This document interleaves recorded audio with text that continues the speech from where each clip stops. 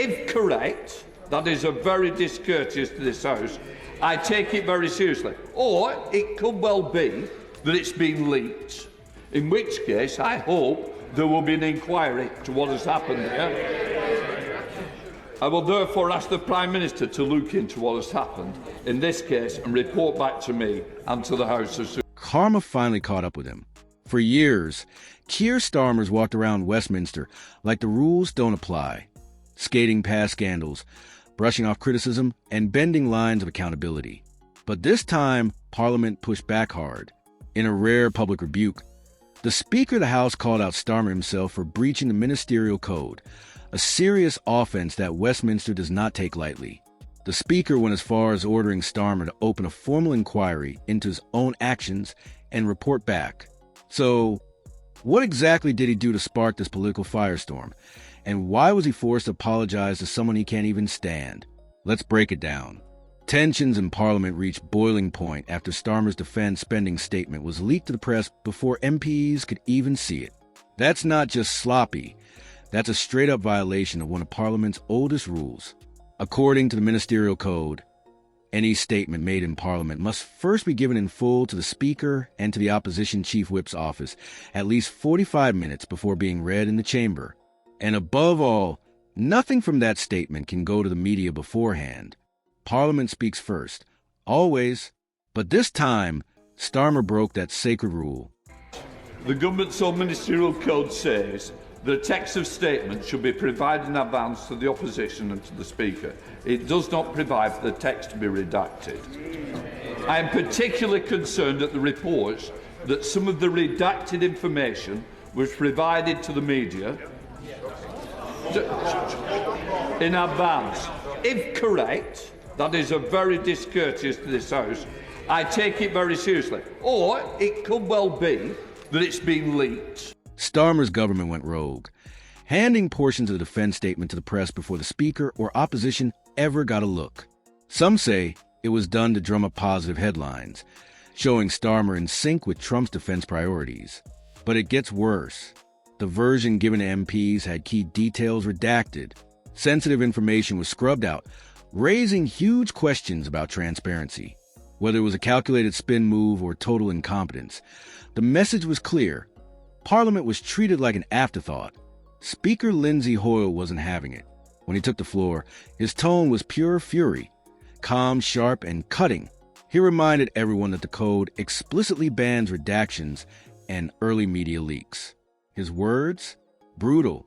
He accused Starmer's office of showing outright disrespect to Parliament itself.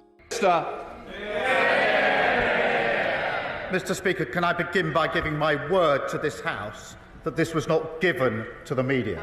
I will absolutely have an inquiry into this, but I would not be that discourteous. I spoke to you this morning, Mr. Speaker. I wouldn't be discourteous to you or to the Leader of the Opposition in that way, or to the House. And I give you that assurance from this dispatch box.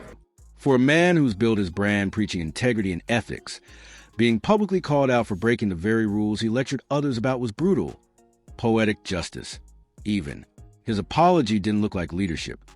It looked like survival mode. I apologize to the Leader of the Opposition, and I will make that, inquiry. That's what came out of his mouth.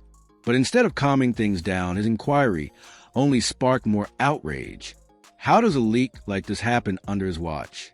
Is this just poor leadership? Or was it a strategic ploy to shape the narrative before Parliament could react? Because here's the twist. Those redactions weren't about national security. Reports suggest this was all about impressing Donald Trump. Insiders say Starmer's team crafted the announcement to show the UK was ramping up defense spending, even if it meant slashing foreign aid. They knew if Parliament saw the full version, the backlash would be massive. So they cut the truth out, literally, and leaked the heroic version to the media first. But that plan blew up in their faces. Now, instead of headlines about leadership, they've got a scandal about deception. Labor's own ranks are splintering. Just hours after the story broke, Annalise Dodds resigned in protest. A direct shot at Starmer's authority. The party's in open rebellion. Ministers frustrated, MPs disillusioned, unity gone. For someone who sells himself as strong and decisive, Starmer's government now looks panicked, chaotic, and out of control. We all found the rules frustrating at times, and I'm no exception to that. I had to isolate 6 times during COVID, pulling me away from my work and the things that I love. But I did it because we followed the rules. The idea that I would then casually break those rules is wrong. And frankly, I don't believe those accusing me believe it themselves.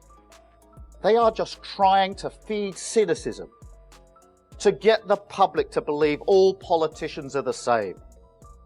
I'm here to say that they're not. I believe in honour, integrity, and the principle that those who make the laws must follow them.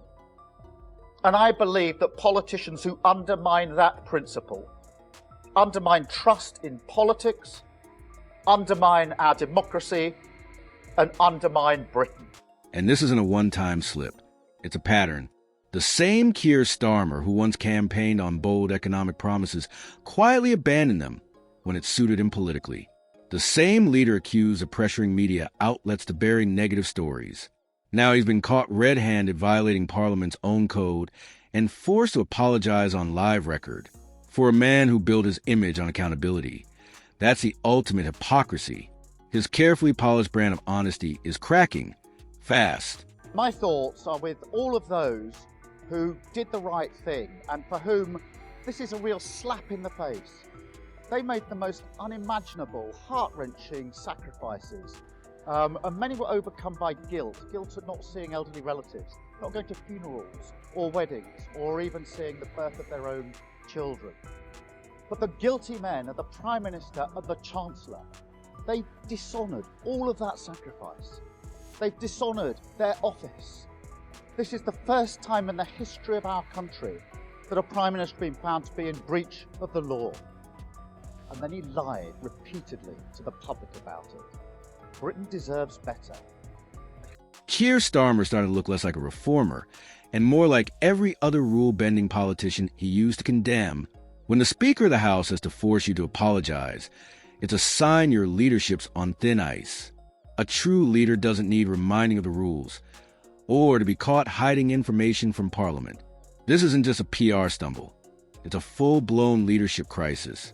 His government's split, discipline's gone, and his credibility's tanking. Even the Speaker made it clear this behavior is unacceptable. When a Prime Minister is humiliated in front of the entire House, that's not just embarrassing. It's the mark of a government teetering on collapse.